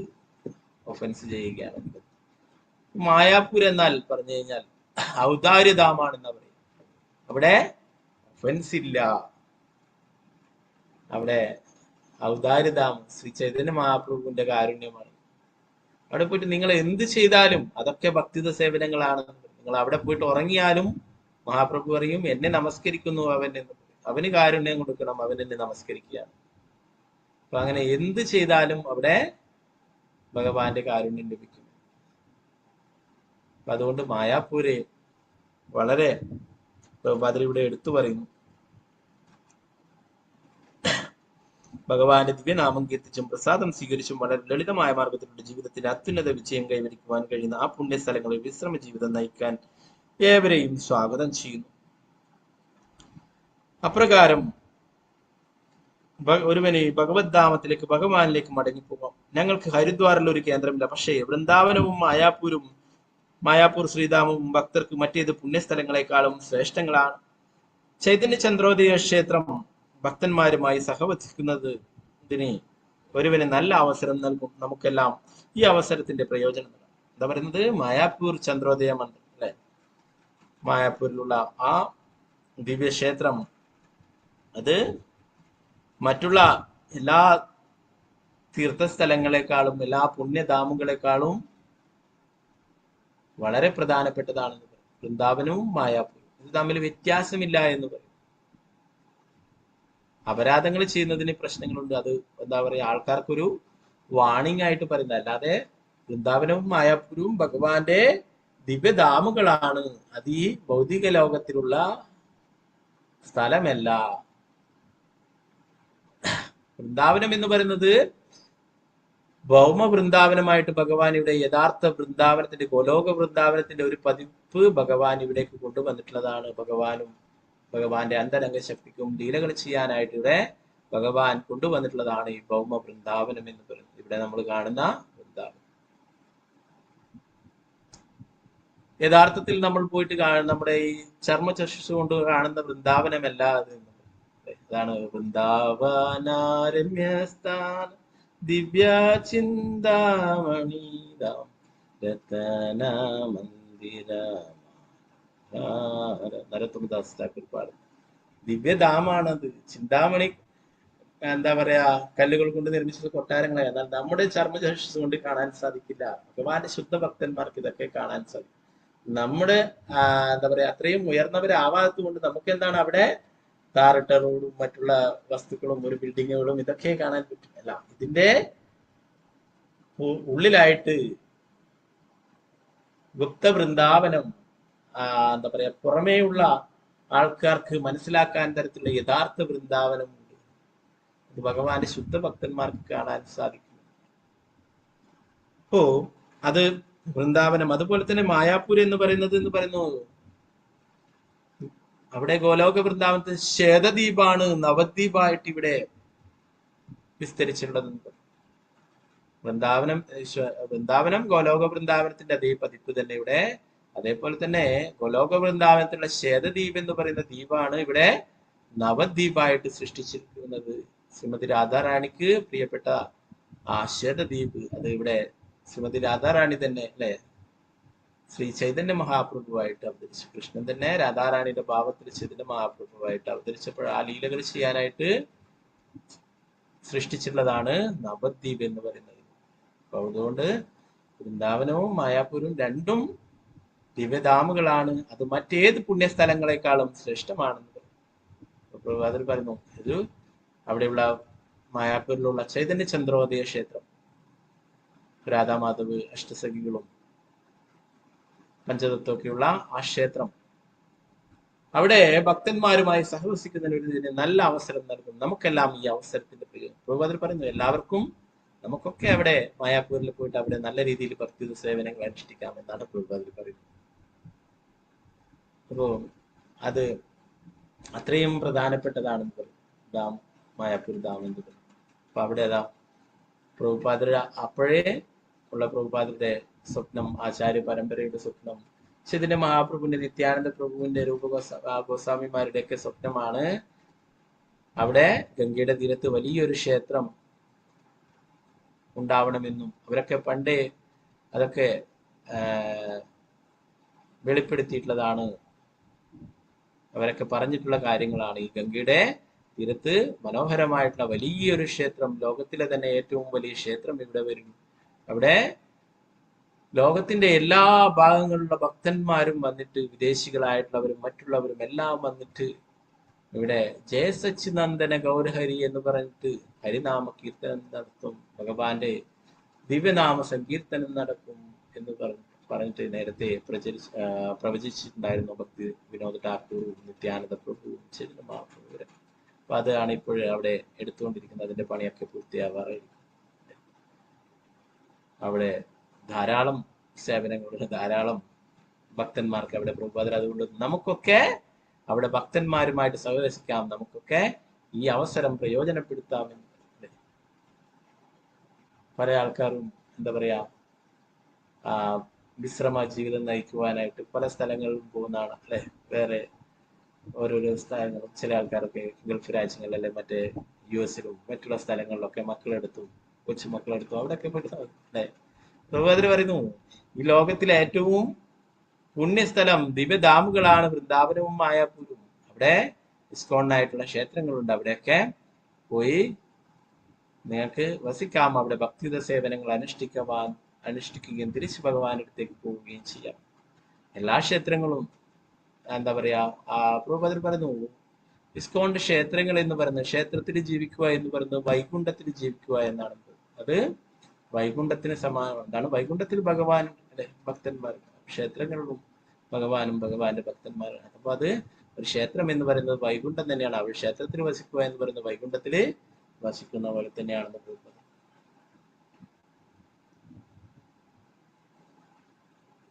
40ാമത്തെ ശ്ലോകത്തിൽ പറയുന്നത്, പ്രഭുപാദർ ഹരിദ്വാറിൽ നമുക്ക് ക്ഷേത്രമില്ല, അതുകൊണ്ട് നമുക്ക് ക്ഷേത്രങ്ങളിലുള്ളിടത്ത് ഭക്തന്മാർക്ക് പോയിട്ട് കഴിയാം, പ്രത്യേകിച്ചും മായാപൂരിലും വൃന്ദാവനത്തിലും ഒക്കെ എന്നാണ് പ്രഭുപാദർ. അല്ലെ, ഇവിടെ ഹരിദ്വാറിലെ ക്ഷേത്രത്തിലാണ് അജാമിളം പോയിട്ടുള്ളത്. അതിനെ കുറിച്ചിട്ടാണ് പറയുന്നത്. ഹരിദ്വാറിൽ ഒരു വിഷ്ണു ക്ഷേത്രത്തിന്റെ ആശ്രയം നേടിയ അജാമിളൻ അവിടെ ഭക്തിത സേവനം അനുഷ്ഠിച്ചു. ഇന്ദ്രിയങ്ങളെ നിയന്ത്രിച്ച അവൻ മനസ്സ് പൂർണ്ണമായും ഭഗവത് സേവനത്തിൽ മുഴുകി. പ്രഭുപാദർ ഭാവാർത്ഥ പറയുന്നു, നേരത്തെ പറഞ്ഞിട്ടുള്ള അതേ കാര്യം തന്നെ. കൃഷ്ണാബോധ പ്രസ്ഥാനത്തിൽ ചേർന്നിട്ടുള്ള ഭക്തന്മാർക്ക് ഞങ്ങളുടെ ധാരാളം ക്ഷേത്രങ്ങളിൽ സുരക്ഷിതരായി ജീവിക്കുവാനും ഭഗവാന്റെ ഭക്തിത സേവനത്തിൽ മുഴുകുവാനും കഴിയും. അങ്ങനെ അവർക്ക് മനസ്സിനെയും ഇന്ദ്രിയങ്ങളെ നിയന്ത്രിക്കുവാനും ജീവിതത്തിന്റെ അത്യുന്നത വിജയം നേടുവാനും സാധിക്കും. സ്മരണാതീത കാലം മുതലേ നടന്നു വരുന്നതാണ് ഈ പ്രക്രിയ. അജാമിളന്റെ ജീവിതത്തിൽ നിന്നും പാഠങ്ങൾ ഉൾക്കൊണ്ട് നമ്മൾ ഈ പാത പിന്തുടരുന്നത് എന്താണോ ആവശ്യം, അതിനുവേണ്ടി ദൃഢനിശ്ചയത്തോടെ പ്രതിജ്ഞ എടുക്കണം. എന്താ പറയുന്നത്, നമുക്ക് കൃഷ്ണാബോധ പ്രസ്ഥാനത്തിലുള്ള ഭക്തന്മാരുടെ അസോസിയേഷൻ സ്വീകരിക്കും, നമുക്ക് അവിടെയൊക്കെ പോയിട്ട് താമസിച്ച് ഭക്തിത സേവനങ്ങൾ അനുഷ്ഠിക്കുകയൊക്കെ ചെയ്യാം എന്നാണ് പറയുന്നത്.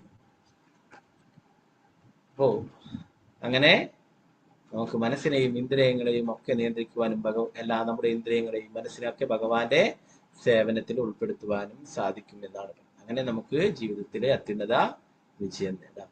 ഇത് പണ്ട് കാലം മുതലേ നടന്നു വരുന്നതാണ് അല്ലെ. ഹജാമളിന് ഇപ്പോഴ് എല്ലാം കുറച്ചു കാലം ഭക്തി സേവനങ്ങളിൽ പിന്നെ കുറെ കാലം മായയുടെ സ്വാധീനത്തിൽപ്പെട്ട് ഭഗവാനെ മറന്ന് ജീവിച്ചു അല്ലെ. ഇപ്പോഴും വീണ്ടും ഭഗവാന്റെ ശുദ്ധ ഭക്തന്മാരുടെ കാരുണ്യം കൊണ്ട് വീണ്ടും ഭക്തി സേവനങ്ങൾ അനുഷ്ഠിക്കുവാനും സാധിച്ചു. അതുകൊണ്ട് ഇനി ഈ ഒരു ജീവിതം ഇനി പാഴാക്കില്ല എന്ന് ദൃഢപ്രതിജ്ഞ എടുക്കുകയും അവിടെ ഹരിദ്വാറിൽ പോയിട്ട് അവിടെ വിഷ്ണു ക്ഷേത്രത്തില് ഭഗവാന്റെ നാമം ജപിച്ചുകൊണ്ട് ഭക്തി സേവനം അനുഷ്ഠിക്കുകയും ചെയ്തു എന്ന്. അതുകൊണ്ട് പ്രഭുപാദൻ പറയുന്നത് പണ്ട് മുതലേ നടന്നു വരുന്ന പ്രക്രിയയാണ്. നമുക്ക് കൂടുതൽ സീരിയസ് ആയിട്ട് ഭക്തിയുത സേവനങ്ങൾ ചെയ്യണം, നല്ല രീതിയിൽ ഭക്തിയുത സേവനങ്ങൾ ചെയ്യണം എന്നുണ്ടെങ്കിൽ നമ്മള് ഭഗവാന്റെ ദിവ്യധാമങ്ങളിൽ ഭഗവാന്റെ ദിവ്യക്ഷേത്രങ്ങളിൽ പോയിട്ട് അവിടെ നമ്മൾ നിൽക്കുകയും. എന്നാൽ എന്താണ് അതിന്റെ പ്രത്യേകത എന്താ വെച്ച് കഴിഞ്ഞാൽ നമ്മളെപ്പോഴും അവിടെ ഒരു സ്ഥലത്ത് തന്നെ നമ്മൾ സാധാരണ നമ്മുടെ ആ സ്ഥലത്ത് തന്നെ കഴിക്കുകയാണ്. എന്താണ് നമ്മളെപ്പോഴും നമുക്കൊരിക്കലും ആരെയും വിട്ടു പിരിയാൻ സാധിക്കും. നമ്മുടെ എന്താ പറയാ സുഹൃത്തുക്കളും ബന്ധുക്കളും ഇവരൊക്കെ എല്ലാവരും ഭക്തന്മാരാവണമെന്നില്ല അല്ലെ. അവര് എപ്പോഴും അവരുമായിട്ട് നമ്മൾ അസോസിയേറ്റ് ചെയ്യണം. അവരുടെ കാര്യങ്ങൾ പല കാര്യങ്ങളും പങ്കെടുക്കേണ്ടതായിട്ട് അങ്ങനെ പല കാര്യങ്ങളും അല്ലെ.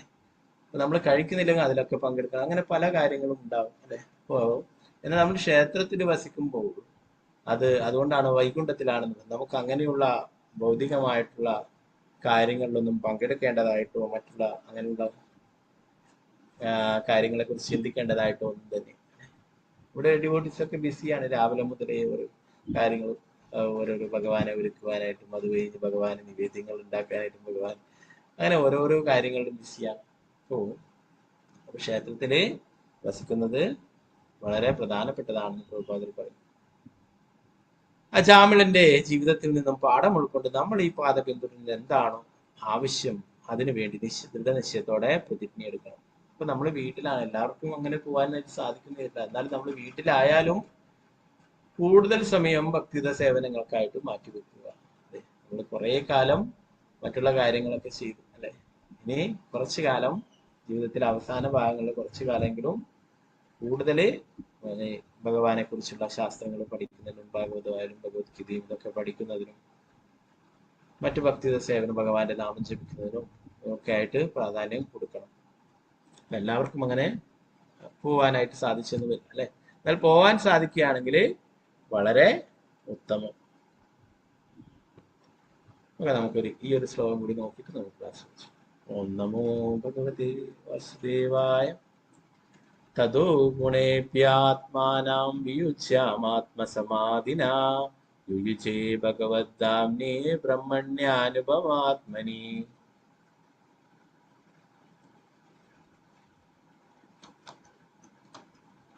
ഓക്കെ, ശോഭാ പ്രതിമതി ഹരേ കൃഷ്ണ.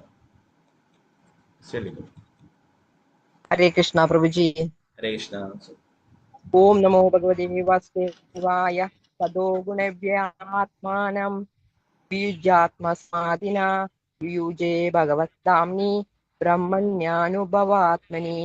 हरे कृष्णा। हरे कृष्णा. ഓക്കെ, അപ്പോൾ നമുക്ക് ദേവീകർത്തനം ഭാവാർത്ഥം നോക്കാം. അജാമിളൻ പൂർണ്ണമായും ഭക്തിയുത സേവനത്തിൽ മുഴുകി. അപ്രകാരം അവന്റെ മനസ്സിനെ ഇന്ദ്രിയാസ്വാദന പ്രക്രിയയിൽ നിന്നും പൂർണ്ണമായി വേർപെടുത്തുകയും ഭഗവാന്റെ രൂപത്തെ ചിന്തിക്കുന്നതിൽ പരിപൂർണമായും മുഴുകിക്കുകയും ചെയ്തു. ഭാവാർത്ഥം എസി ഭക്തിവേദാന്ത സ്വാമി ശ്രീല പ്രഭുപാദ. ക്ഷേത്രത്തിലെ വിഗ്രഹത്തെ ആരാധിക്കുന്ന ഒരുവന്റെ മനസ്സ് സ്വാഭാവികമായും ഭഗവാന്റെ വിചാരങ്ങളിലും രൂപത്തിലും മുഴുകുന്നു. ഭഗവാനും ഭഗവാന്റെ രൂപവും തമ്മിൽ യാതൊരു വ്യത്യാസവുമില്ല. അതുകൊണ്ട് യോഗത്തിലെ ഏറ്റവും പ്രയാസരഹിതമായ മാർഗം ഭക്തിയോഗമാണ്. യോഗികൾ അവരുടെ മനസ്സുകളെ ഹൃദയത്തിനുള്ളിൽ സ്ഥിതി ചെയ്യുന്ന പരമാത്മാവിൽ വിഷ്ണുവിൽ കേന്ദ്രീകരിക്കുവാൻ ശ്രമിക്കുന്നു. പക്ഷെ ക്ഷേത്രത്തിൽ ആരാധിക്കുന്ന വിഗ്രഹത്തിൽ മനസ്സിനെ ഏകാഗ്രമാക്കുമ്പോഴും ഇതേ അനുഭവം എളുപ്പത്തിൽ സിദ്ധിക്കുന്നു. എല്ലാ ക്ഷേത്രങ്ങളിലും ഭഗവാന്റെ ഒരു അതീന്ദ്രിയ ബിംബമുണ്ട്. ഒരുവന് ഈ ബിംബത്തെ ഒരു പ്രയാസവുമില്ലാത്ത മനസ്സിൽ ധ്യാനിക്കാം. ആരതി സമയത്ത് ഭഗവാന് ഭോഗം നൽകി ഭഗവത് വിഗ്രഹ രൂപത്തെ നിരന്തരം ചിന്തിച്ചൊരുവൻ ശ്രേഷ്ഠനായ യോഗിയായിത്തീരും. പരമദിവ്യോത്തമ പുരുഷനായ ഭഗവാനാൽ ഭഗവത്ഗീത 6:47 സ്ഥിരീകരിച്ചിട്ടുള്ള ഏറ്റവും നല്ല യോഗ പ്രക്രിയയാണിത്.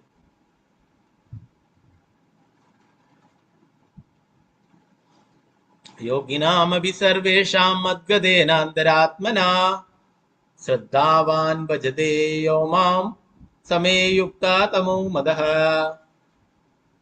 ദൃഢവിശ്വാസത്തോടെ എപ്പോഴും എന്നിൽ തന്നെ സ്ഥിതി ചെയ്യുകയും അതീന്ദ്രിയ പ്രേമസേവനത്തിൽ എന്നെ തന്നെ ആരാധിക്കുകയും ചെയ്യുന്ന ഒരുവനാണ് എല്ലാ യോഗികളിലും വെച്ചിട്ട് അത്യുന്നത യോഗിയും എന്നോട് ദൃഢമായി ബന്ധപ്പെട്ടിരിക്കുന്നു. ഇന്ദ്രിയങ്ങളെ നിയന്ത്രിക്കുകയും ഭൗതിക കർമ്മങ്ങളോട് സ്വയം വിരക്തനാവുകയും എല്ലായ്പ്പോഴും എന്റെ രൂപം ചിന്തിക്കുകയും ചെയ്യുന്നവനാണ് അത്യുത്തമനായിട്ടുള്ള യോഗി. അല്ലെ, ഭഗവാൻ ഭഗവത്ഗീതയിൽ പറയുന്നത് ധ്യാന യോഗത്തിൽ അവസാനമായിട്ട് പറയുന്നതാണ്. അല്ലെ, എല്ലാ യോഗികളിലും വെച്ചിട്ട് അത്യുത്തമനായിട്ടുള്ള യോഗി എന്ന് പറയുന്നത് എന്റെ ഭക്തനാണ്, എപ്പോഴും എന്നെ ചിന്തിക്കുകയും എന്നെ തന്നെ എപ്പോഴും ഓർത്തുകൊണ്ട് ഭക്തിയുടെ സേവനത്തില് ഏർപ്പെടുന്ന ഒരാളാണ് എല്ലാ യോഗികളിലും വെച്ചിട്ട് അത്യുത്തമനായിട്ടുള്ള യോഗി എന്ന് പറയുന്നത്. ഇപ്പോൾ ഭക്തിയുടെ സേവനങ്ങളാണ് ഏറ്റവും എളുപ്പത്തില് ചെയ്യാൻ സാധിക്കുന്നത്. നേരത്തെ ഭഗവത്ഗീതയിൽ തന്നെ നമ്മൾ പഠിക്കുകയുണ്ടായി. സുസുഖം കർത്തും അവ്യയം, വളരെ സുഖമായിട്ടും സന്തോഷമായിട്ടും ചെയ്യാൻ സാധിക്കുന്നതാണ് ഈ ഭക്തിയുടെ സേവനം. അത് മറ്റുള്ള രീതികളെക്കാളും വളരെ എളുപ്പമായിട്ടുള്ളതാണ്.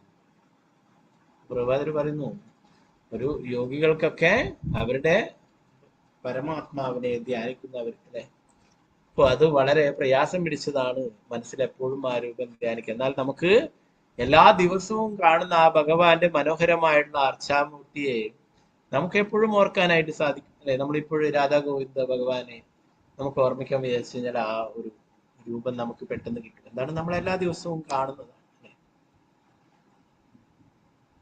അപ്പൊ അതുകൊണ്ട് നമുക്കത് പെട്ടെന്ന് ഓർക്കാൻ സാധിക്കും.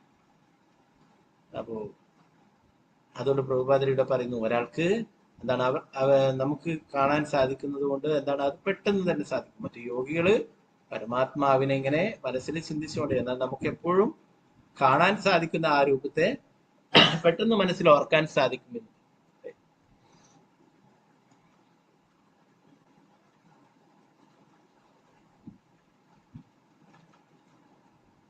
ഓ, അത് സാക്ഷാൽ ഭഗവാൻ തന്നെ അല്ലെ. പ്രതിമാനഹിത്തു സാക്ഷാൽ പ്രതിമ എന്ന് പറയുന്നത് അർച്ചാമൂർത്തി എന്ന് പറയുന്നത് ഭഗവാൻ നമ്മോട് കാരുണ്യം കാണിക്കുന്നു. ഭഗവാന്റെ അതീന്ദ്രിയമായിട്ടുള്ള രൂപം നമുക്ക് കാണാനോ മനസ്സിലാക്കാനോ എന്തൊക്കെ പ്രാപ്തിയില്ല. അതുകൊണ്ട് ഭഗവാൻ നമുക്ക് ഏതൊക്കെ രൂപങ്ങളിൽ നമുക്ക് ദർശിക്കുവാൻ സാധിക്കും ആ വസ്തുക്കളിൽ ഭഗവാൻ അവതരിക്കുന്നില്ലേ. നമുക്ക് ഭഗവാന്റെ അതീന്ദ്രിയ രൂപത്തെ അങ്ങനെ കാണാനായിട്ടുള്ള എന്താ പറയുക ക്വാളിഫിക്കേഷൻ്റെ നമുക്ക് യോഗ്യതയില്ല, നമുക്ക് അതിനുള്ള കഴിവില്ല. അതുകൊണ്ട് ഭഗവാൻ അല്ലെ, നേരത്തെ നമ്മൾ പഠിച്ചു, അത് ഭാഗവതം തന്നെ 11ാം സ്കന്ധത്തിലൊക്കെ ഉപയോഗിക്കുന്നുണ്ട് ഡീറ്റെയിൽ ആയിട്ട്. അല്ലെ, കല്ല്, മരം, ലോഹം ഇങ്ങനെയുള്ള വസ്തുക്കളിൽ ഭഗവാൻ അവതരിക്കുകയുണ്ടായി. അത് വിചാരിച്ചിട്ട് അത് ഭഗവാൻ അങ്ങനെയുള്ള ഒരു വസ്തുവല്ല, എന്നാൽ നമുക്ക് അങ്ങനെയുള്ള വസ്തുക്കൾ മാത്രമേ കാണാൻ സാധിക്കൂ. അല്ലെ, നമുക്ക് കല്ല്, മരം ഇങ്ങനെയുള്ള വസ്തുക്കളൊക്കെ കാണാൻ സാധിക്കും നമ്മുടെ ഈ ചർമ്മചക്ഷു. ഭഗവാന്റെ ശുദ്ധ ഭക്തന്മാർക്ക് ഭഗവാന്റെ അതീന്ദ്രിയ രൂപത്തെ കാണാൻ പ്രേമാഞ്ജന ചുരിത ഭക്തി വിലോചനേന സദൈവ. പ്രേമത്തിന്റെ അഞ്ജനമേ നമ്മുടേത് ചർമ്മചക്ഷുഷാണ്. അതുകൊണ്ട് നമുക്കങ്ങനെ ഭഗവാന്റെ അതീന്ദ്രിയ രൂപം അങ്ങനെ കാണാനായിട്ട് സാധിക്കില്ല, ഭഗവാന്റെ സച്ചിദാനന്ദ രൂപം കാണാൻ. അതുകൊണ്ട് ഭഗവാൻ എന്താണ് നമ്മോട് കാരുണ്യം കാണിക്കുവാൻ വേണ്ടിയിട്ട് അർച്ചാമൂർത്തിയായിട്ട് മാറി.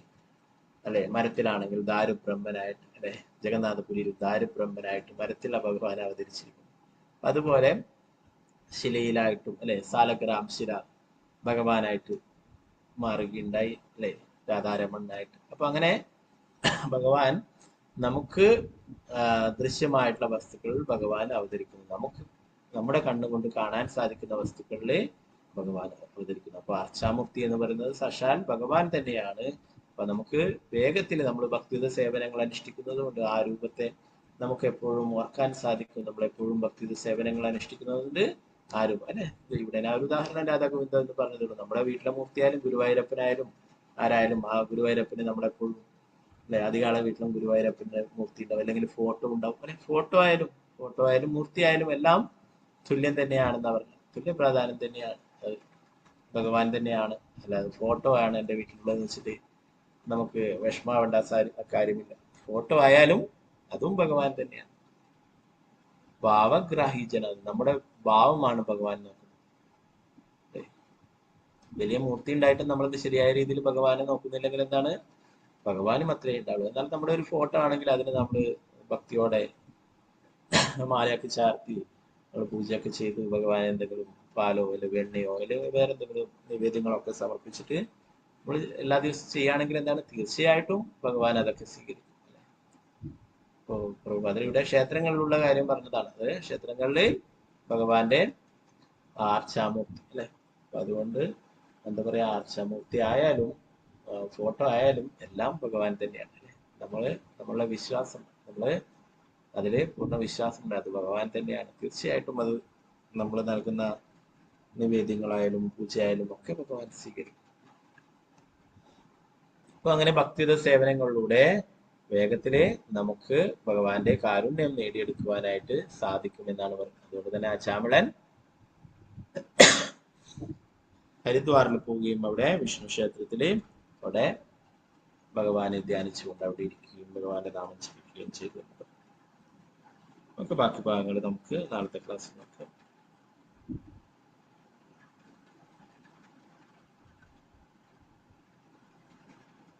ഗ്രന്ഥരായ ശ്രീമദ് ഭാഗവതം ജയ ശ്രീ പ്രഭുപാദ് ജയ ഗുരുരാജ് അടുത്ത ഭാഗങ്ങളിൽ എന്തെങ്കിലും സംശയങ്ങൾ ഉണ്ടെങ്കിൽ കൈവരുത്താം, ഒന്നുമില്ലെങ്കിൽ നമുക്ക് ക്ലാസ് തിരിച്ചെടുക്കാം. ഓക്കെ,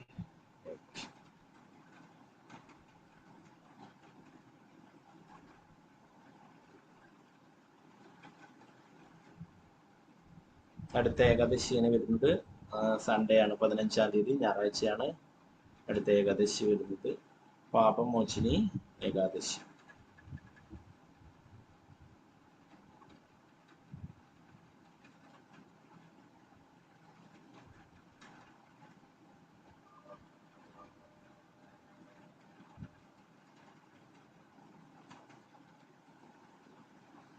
ഇപ്പൊ നാളെ ബുധനാഴ്ച ശ്രീവാസ് പണ്ഡിറ്റിന്റെ ആവിർഭാവ തിഥിയാണ്.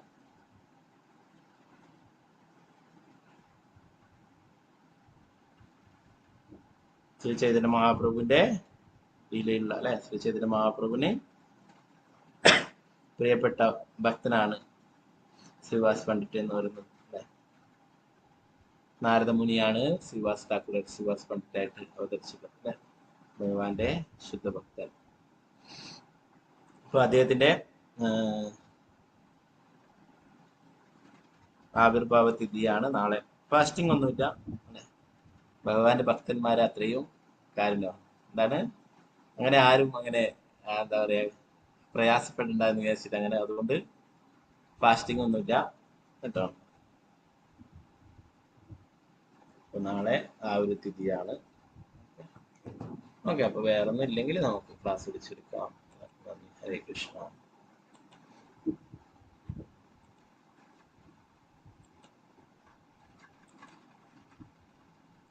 ഹരേ Krishna Prabhuji. Thank you Prabhuji. Hare Krishna. Prabhuji. Hare Krishna. Thank you Prabhuji. Hare Krishna Prabhuji. Hare Krishna Prabhuji. Hare Krishna Prabhuji. Thank you. Thank you. Thank you.